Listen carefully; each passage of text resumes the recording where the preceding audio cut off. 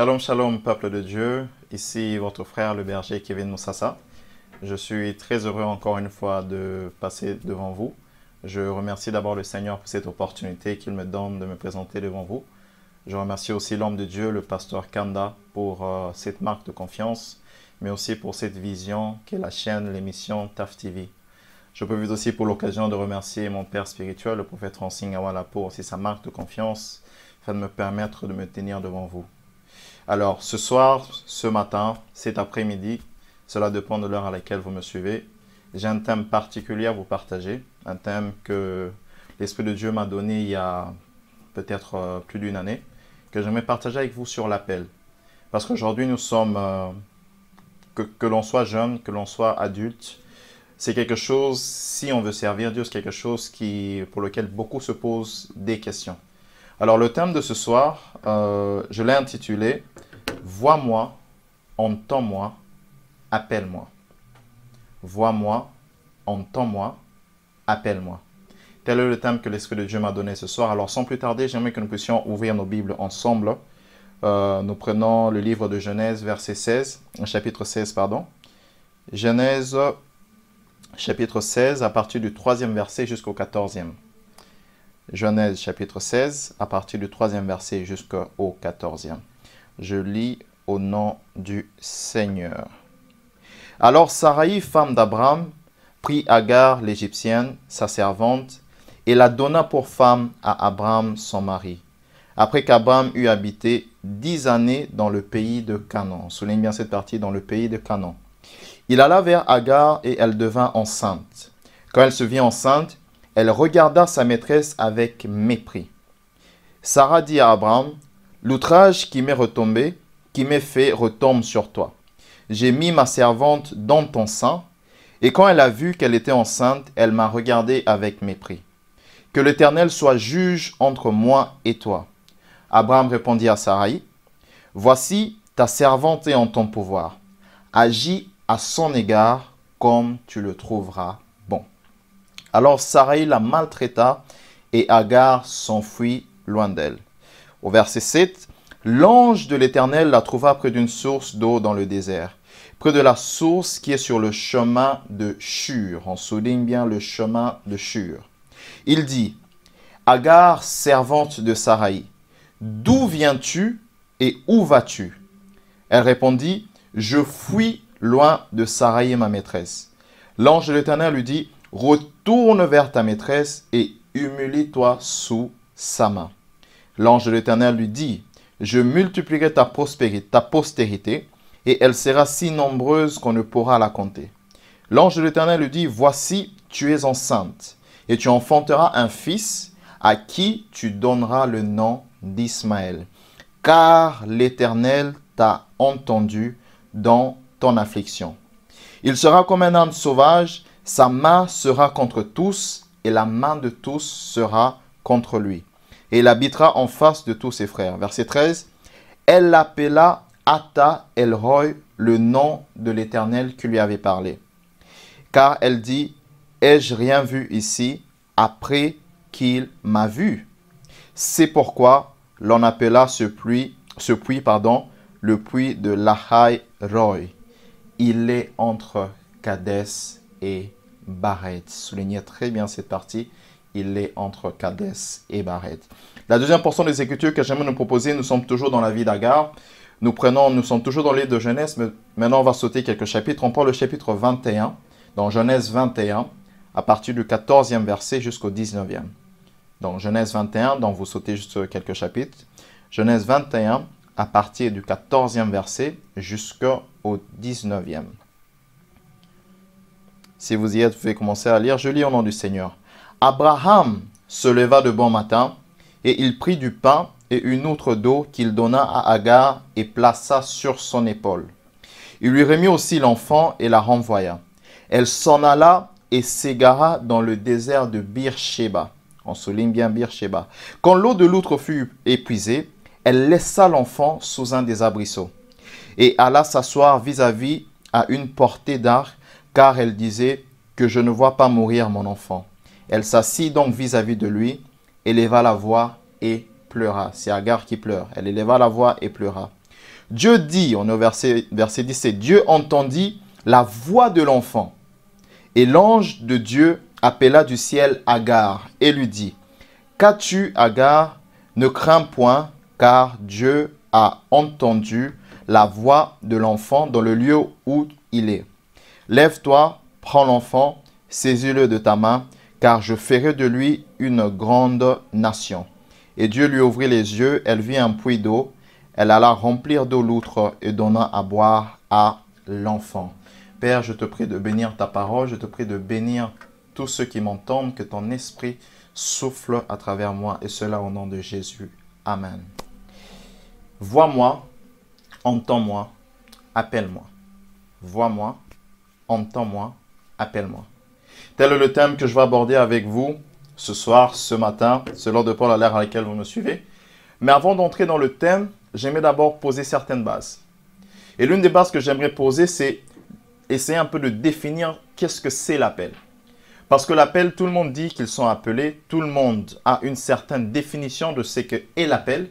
Mais par la grâce de Dieu, j'aimerais aussi apporter ma définition ou encore une autre définition, ou ajouter déjà à ce que vous savez. Lorsqu'on parle de l'appel de Dieu, c'est-à-dire que lorsque Dieu appelle un homme à porter la solution aux problèmes des hommes, aux problèmes humains. C'est-à-dire, je répète encore, l'appel de Dieu est la solution divine aux problèmes des hommes. Et le problème des hommes, peut être un problème qui est concentré sur un peuple, qui est concentré sur un pays, qui est concentré sur toute une génération. Alors, j'aime souvent dire, tu ne peux pas me dire que tu es appelé alors que tu n'as pas encore identifié le problème que tu dois résoudre. Si tu es appelé, si Dieu t'a appelé, dis-moi quel est le problème que tu dois résoudre. C'est par le problème que tu dois résoudre que tu connais quel est l'appel que tu as. Car l'appel de Dieu ou tout appel est une solution aux problèmes des hommes. Voilà la première chose que j'aimerais déjà définir.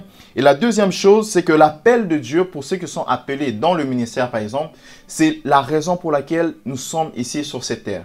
C'est-à-dire que Dieu nous a placés sur cette terre. Si tu es né en 1990 ou 90, c'est-à-dire que Dieu a voulu que tu sois né à cette époque-là parce qu'il y a un problème que Dieu avait déjà vu et que c'est toi qui dois apporter la solution.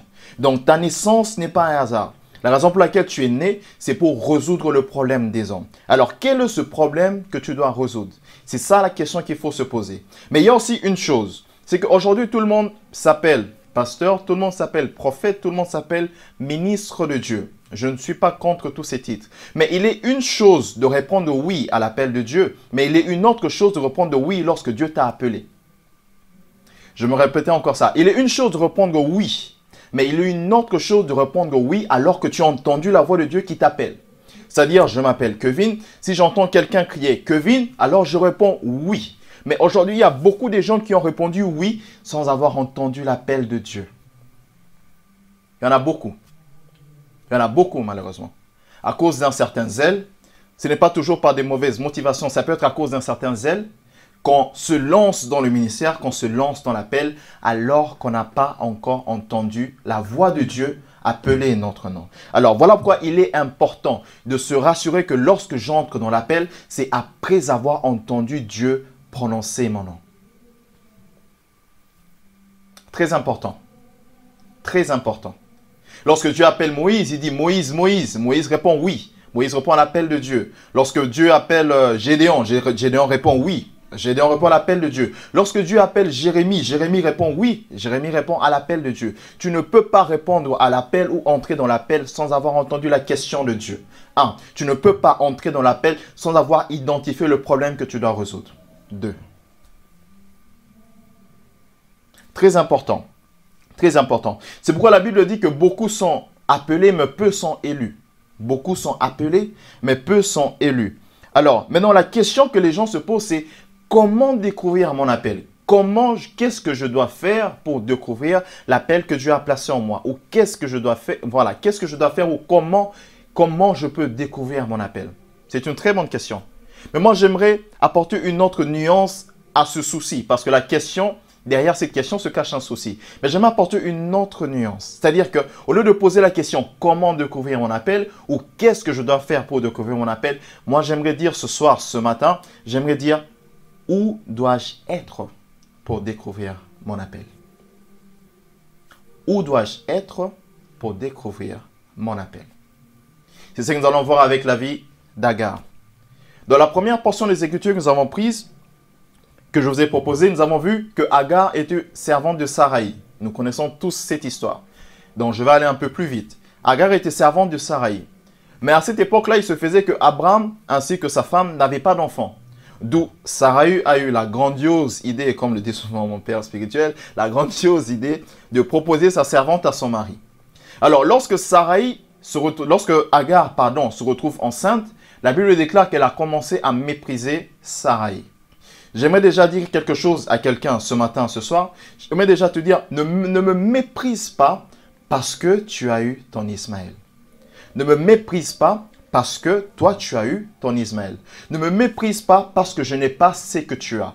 Parce que derrière le fait que moi, je n'ai pas encore Ismaël, moi, j'aurai Isaac demain. Oh, nous connaissons tous que l'héritier de la promesse, ce n'était pas Ismaël, c'était Isaac. D'où tu peux avoir quelque chose avant moi, mais ça ne veut pas dire que ce que tu as va durer plus que ce que moi j'aurai. Ne méprise pas quelqu'un pour ce qu'il n'a pas. Agar s'est mis à mépriser sa maîtresse.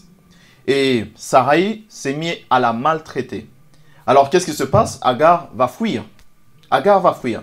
Mais c'est là maintenant que ça devient intéressant. Lorsque Agar fuit, la Bible dit qu'elle se retrouvait sur le chemin de Shur ou dans le désert de Shur. Elle se retrouvait à Shur. Et lorsqu'elle arrive dans cette ville ou dans cet endroit, l'ange de l'Éternel lui apparaît. Mais l'ange de l'Éternel lui pose une question très, très, très, très importante. L'ange lui dit, d'où viens-tu et où vas-tu? D'où viens-tu et où vas-tu? D'où viens-tu? Le passé. Et où vas-tu? Le futur. Et Agar répond, j'ai fui ma maîtresse Saraï.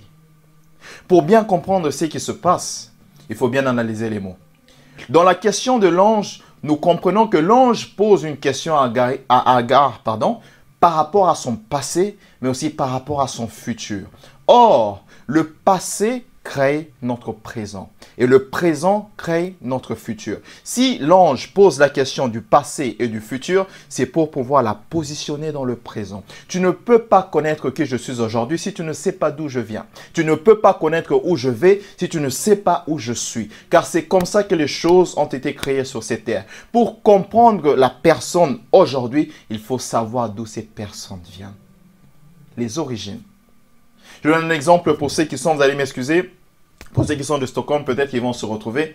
Lorsque je dis que je vais en ville, on appelle communément ici T-Central. Lorsque je dis que je vais à T-Central, il y a plusieurs trains qui vont vers la ville. Maintenant, si je dis que je vais vers la ville, c'est ça le futur, c'est ça ma destination. Maintenant, pour pouvoir bien me situer, la question que on me posera, c'est d'où prends-tu le train? D'où viens-tu? D'où viens-tu? De quelle ville, de quel endroit viens-tu pour te diriger à T-Central? Parce qu'à partir de ce moment-là, on saura dans quel train je me situe, mais on pourra aussi me situer dans le présent. Tu ne peux pas comprendre qui quelqu'un est aujourd'hui si tu ne sais pas d'où il vient. Et tu ne peux pas comprendre où quelqu'un va demain si tu ne sais pas où il est. Or, lorsque l'ange pose cette question, c'est peut-être une simple question pour toi, mais en réalité, l'ange pose une question par rapport à toute l'existence d'Agar.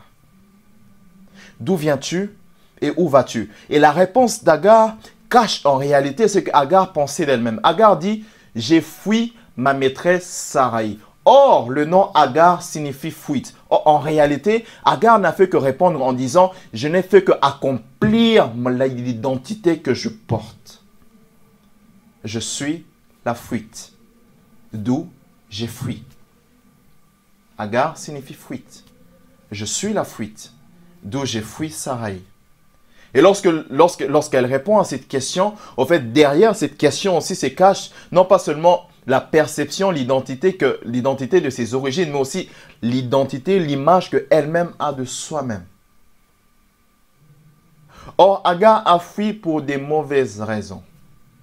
Agar a fui parce que Saraï l'a maltraité. Or, Saraï a commencé à la maltraiter parce que Agar a commencé à mépriser sa maîtresse. C'est à cause de ça. C'est de là que tout a commencé. Or, lorsque nous avons tous, la Bible dit que je connais les plans que j'ai pour toi, des plans de paix et non de malheur. Dieu a des projets pour nous, mais le diable a aussi des projets pour nous. Alors, si nous voulons entrer dans la dimension, dans les plans de Dieu, dans les projets de Dieu, nous devons nous rassurer que nous sommes au bon endroit au bon moment. À chaque fois que nous quittons l'endroit propice, à chaque fois que nous quittons l'endroit où nous sommes censés être avant l'heure à laquelle nous devons quitter, nous sommes toujours en direction vers l'Égypte. Pourquoi je dis ça? Parce que la Bible dit que Agar s'est retrouvée à Shur. Or, Shur est une localité qui est à côté de l'Égypte. En réalité, ce qui se passait dans la vie d'Agar, c'est qu'à cause de cet événement, Agar s'est retrouvée en train de retourner vers ses origines. Or, l'Égypte dans la Bible, c'est le symbole du monde. Lorsqu'Agar a fui avant l'heure, en réalité, elle est en train d'accomplir ce que ses origines, ce que son identité, ce que sa famille, ce que ses origines, en fait, l'endroit d'où elle vient, avait déjà imposé dans son identité. Or, derrière chaque nom se cache l'identité d'une personne. Derrière chaque nom se cache l'identité d'une personne. Et derrière chaque origine se cachent les esprits qui dominent cet endroit. Agar venait d'Égypte. Lorsqu'elle a fui, elle est en train de retourner vers l'Égypte. Mais si je veux sauter directement, lorsqu'on prend dans le verset, dans le chapitre 21, la Bible dit que lorsque maintenant Abraham l'a chassée, elle se retrouvait à Beersheba. Or, Beersheba se situe toujours dans Canaan. Lorsque tu quittes au moment où tu dois quitter, à l'heure où tu dois quitter, tu te retrouveras toujours à Canaan. C'est-à-dire que tu te retrouveras toujours dans le royaume des cieux. Mais lorsque tu quittes avant l'heure, tu seras toujours en route vers l'Égypte. Et c'est là que l'ange l'a stoppé. C'est là que l'ange l'a stoppé. C'est là que l'ange va rencontrer Agar. D'où viens-tu? Où vas-tu? Qui es-tu aujourd'hui? Cela dépend de tes origines. Cela dépend du futur, de la destination dans laquelle tu es en train d'aller. Alors Agar donne cette réponse à l'ange et l'ange lui dit: tu es enceinte, tu vas enfanter un fils que tu vas appeler Ismaël. Car Dieu a entendu tes pleurs. Dieu a entendu tes pleurs. Mais nous sautons maintenant, nous allons dans le chapitre 21. La Bible déclare que pratiquement le même scénario se passe. Ismaël est déjà né. Le même scénario se passe, c'est-à-dire que Agar est chassée. Là, elle a fui, mais là, maintenant, elle est chassée par Abraham. Mais la Bible dit quelque chose qui m'a un peu tiqué, qui me tique encore jusqu'à aujourd'hui. Parce que c'est là, c'est dans ça que se trouve la révélation. La Bible déclare que Agar a mis de côté son fils. Et Agar s'est mis à pleurer. Mais lorsque l'ange parle à Agar, l'ange précise en disant: Dieu a entendu les pleurs de l'enfant. Dieu a entendu les pleurs de l'enfant. Maintenant, ma question est celle-ci. Comment se fait-il que dans le chapitre 16, Dieu a entendu les pleurs d'Agar, mais dans le chapitre 21, Dieu a entendu les pleurs d'Ismaël? Dans le chapitre 16, Agar pleurait. Dans le chapitre 21, Agar aussi pleurait. Mais pourquoi il y a une différence? Pourquoi il y a une différence? J'aimerais te dire ce soir, ce matin, j'aimerais te dire que dans la dimension de l'appel, dans le monde de l'appel, lorsqu'on parle de l'appel ou du ministère, Dieu se préoccupe premièrement de la chose qu'il a placée en toi. En fait, en réalité, le souci de Dieu n'était pas Agar, le souci de Dieu était Ismaël. Or, dans le chapitre 16, Ismaël était encore dans les seins d'Agar. C'est comme ça que Dieu a dit: j'ai entendu les pleurs d'Agar. Mais dans le chapitre 21, Ismaël est déjà sorti. Alors Dieu dit: j'ai entendu les pleurs d'Ismaël. Donc, en réalité, il n'y a aucune différence entre le chapitre 16 et le chapitre 21. C'est que la chose que Agar avait en elle était déjà sortie. J'aimerais te dire ce soir, je vais te dire maintenant que l'appel de Dieu, c'est la priorité de Dieu. L'appel de Dieu, c'est ce qui préoccupe Dieu. Dieu ne se soucie pas de qui tu es. Là, je parle bien dans la dimension de l'appel. Dieu ne se soucie pas d'abord de tes problèmes, de tes soucis, mais Dieu se soucie d'abord, si vous permettez cette tautologie, Dieu se soucie de la chose qu'il a placée en toi. Car l'appel est comme une semence que nous devons enfanter. Or, dans cette semence se cachent des cris, des générations, des familles qui crient, Seigneur, nous avons besoin de ton secours. C'est pourquoi lorsqu'il dit à Moïse, il dit, j'ai entendu, les pleurs de mon peuple qui ont crié vers moi. Lorsque Dieu t'appelle, ce n'est pas pour toi. Lorsque Dieu m'appelle, ce n'est pas pour moi. Lorsque Dieu nous appelle, ce n'est pas pour montrer que nous sommes des prophètes où nous pouvons prophétiser, nous pouvons prêcher, nous pouvons guérir les malades. Non. Lorsque Dieu nous appelle, c'est à cause de la semence qu'il y a en nous. Car cette semence-là te met en alliance avec Dieu. Cette semence te met en alliance avec Dieu. Alors dis-moi, quel est l'appel que tu as? Et je te dirai que tu ne dois pas te focaliser sur ton appel, mais tu dois te focaliser sur les foules, sur les personnes que tu dois impacter. Car c'est là le souci de Dieu. Et j'aime souvent dire aux miens, que celui qui touche les âmes, touche le cœur de Dieu. Le souci de Dieu n'était pas Agar. Le souci de Dieu était d'abord Ismaël. Ismaël. C'est pour ça dans le verset 21, la Bible dit, Dieu entendit les pleurs d'Ismaël. Tu rêves d'être chantre. Tu as déjà eu des visions ou des rêves où on t'a déjà donné des messages que tu seras chantre. Derrière ces messages de toi qui seras chantre, Dieu voit cette foule qui doit bénéficier de cette grâce que tu as. Et le souci de Dieu se cache dans cette foule. C'est pourquoi j'aime souvent dire aux gens, quand quelqu'un me dit que j'ai l'appel apostolique, j'ai l'appel prophétique, j'ai l'appel ceci, j'ai l'appel cela, je regarde sa façon de se conduire ainsi que sa discipline. C'est par là que je sais, est-ce que cette personne est consciente de la chose qui est en elle. Parce qu'une personne consciente, c'est une personne qui sait que tel que je suis appelé, il y a des foules qui m'attendent. Il y a des gens qui m'attendent. Je n'ai pas le droit de tomber dans le péché. Il y a des gens qui attendent mes prédications. Il y a des gens qui attendent mes chansons. Il y a des gens qui attendent d'être bénis par moi. Je ne peux pas être en retard. Ce sont ces gens qui sont conscients de leur appel. La priorité de Dieu se cache dans la semence qui est en toi. Or, ta semence cache les foules, les personnes qui ont ce problème identifié pour lequel toi, tu es la solution. L'appel de Dieu est une solution divine pour le problème des hommes. Alors, lorsque l'ange lui dit qu'elle va enfanter, nous sommes dans le verset 21, dans le chapitre 16, la Bible dit que l'ange a entendu les pleurs d'Agar. L'ange a entendu, les pleurs d'Agar. Et Agar va loin, Agar va dire maintenant, Agar va appeler Dieu d'un nom, disant que Dieu, elle appelle Dieu Ata El-Roi. Or, Ata El-Roi signifie le Dieu qui me voit.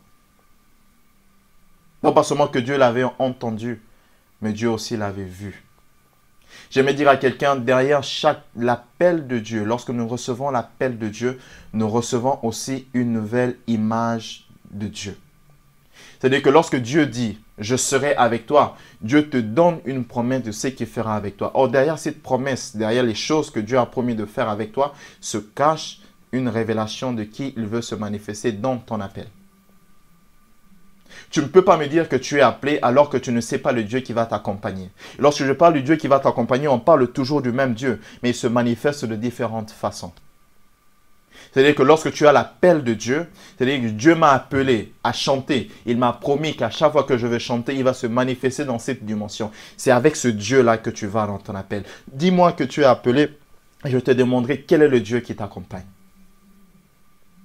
Ne dis pas seulement Dieu m'accompagne. Non, quel est le Dieu qui t'accompagne? C'est-à-dire, en d'autres termes, qu'est-ce que Dieu a promis de faire à travers toi? Qu'est-ce que Dieu a promis de faire à travers toi? Car derrière chaque révélation de l'image de Dieu que nous avons, se cache aussi en réalité une autre identité que nous devons porter. Un homme de Dieu a dit à chaque fois que nous recevons une promesse de Dieu, en réalité, c'est que ça nous demande de faire, ça nous demande de changer l'image que nous avons de nous-mêmes. Lorsque Dieu promet à Abraham qu'il va devenir le père d'une multitude, on est dans Genèse 17, qu'il va devenir le père d'une multitude, il le promet qu'il sera El Shaddai. Après, dès ce moment-là, Abraham a changé la façon dont il se voyait. Et ça n'a duré qu'une année plus tard qu'Abraham a pu avoir son fils. Derrière chaque révélation de Dieu se cache aussi une portion d'une identité que nous devons porter. Maintenant, l'ange dit, Dieu a entendu. Agar dit, Dieu m'a vu. Mais maintenant, tout ceci, tout ce scénario se passe dans un lieu précis. C'est par là, maintenant, le focus de mon message.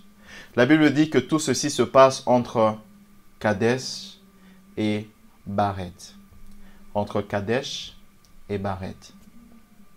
Entre Kadesh et Bared. J'aime la parole de Dieu, j'aime le Saint-Esprit. Et il n'y a rien dans la Bible qui est écrit par hasard. Il n'y a rien.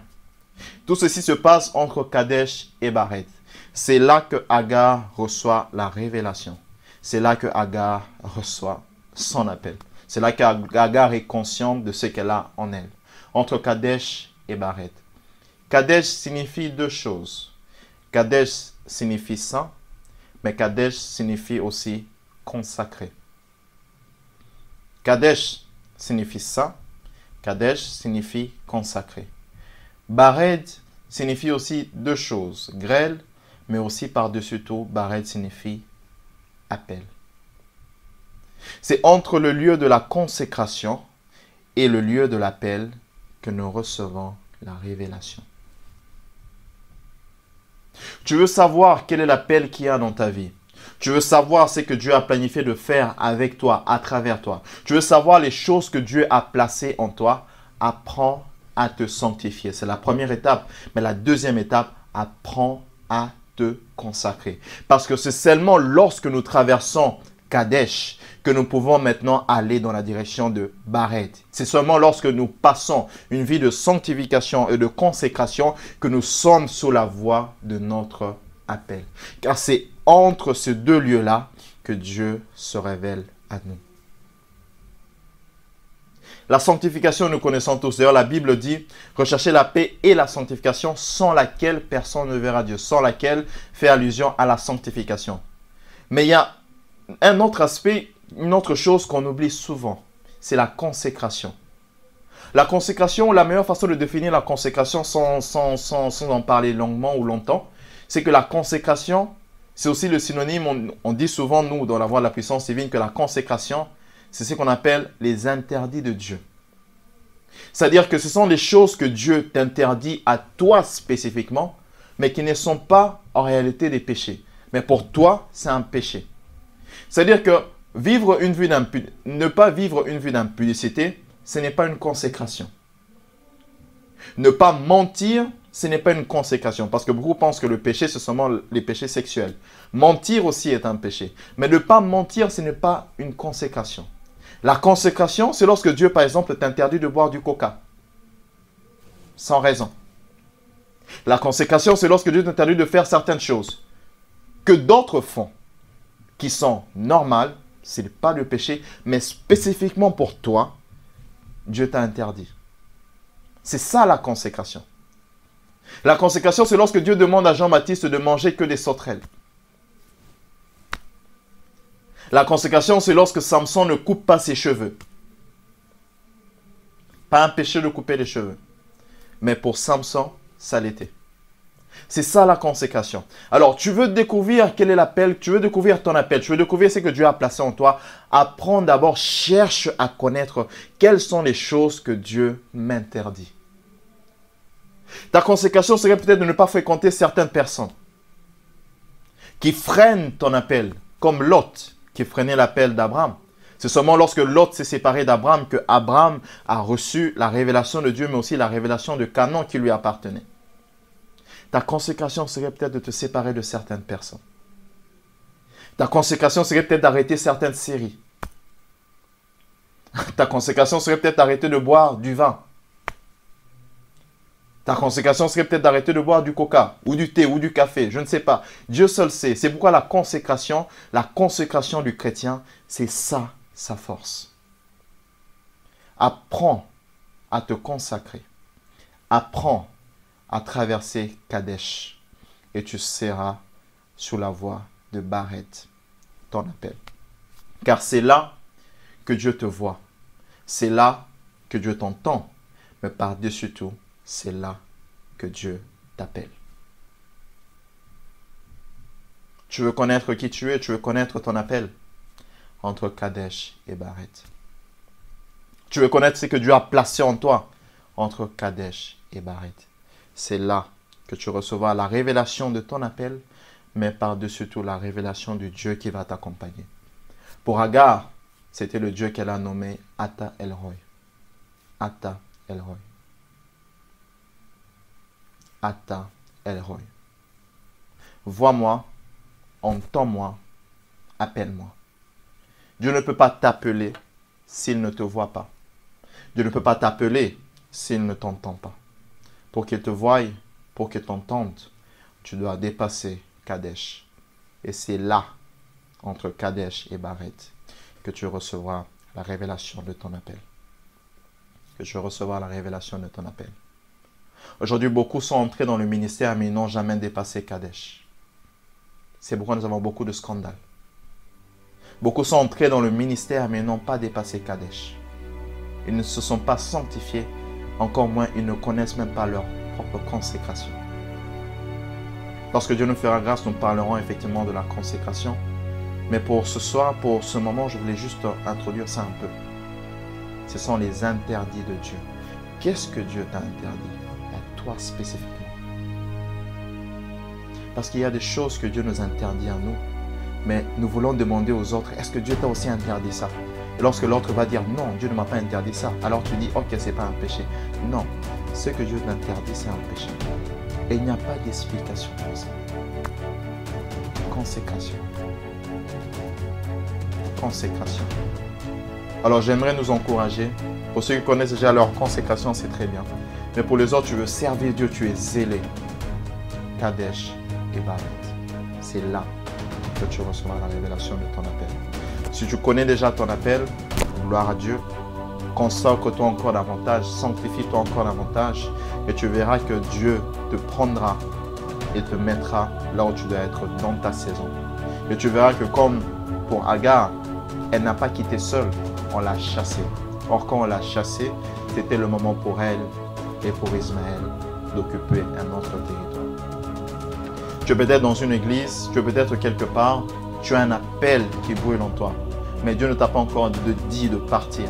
Attends, consacre-toi, consacre-toi, consacre-toi. C'est vraiment là que j'aime m'accentuer.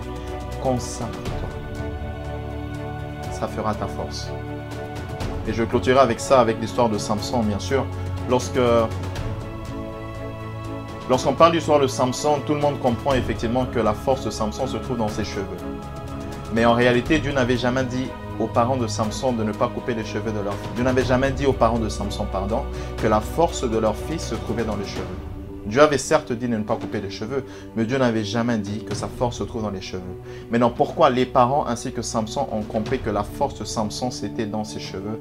C'est parce que c'était ça la marque de sa consécration. La force du chrétien, c'est dans sa consécration. La force et l'efficacité dans ton appel, c'est dans ta consécration.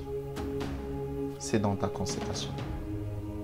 Alors tu veux que Dieu te voie, tu veux que Dieu t'entende, tu veux que Dieu t'appelle. Sois là entre Kadesh et Bared. Et c'est avec ça que je clôture ce message. Que le Seigneur vous bénisse abondamment.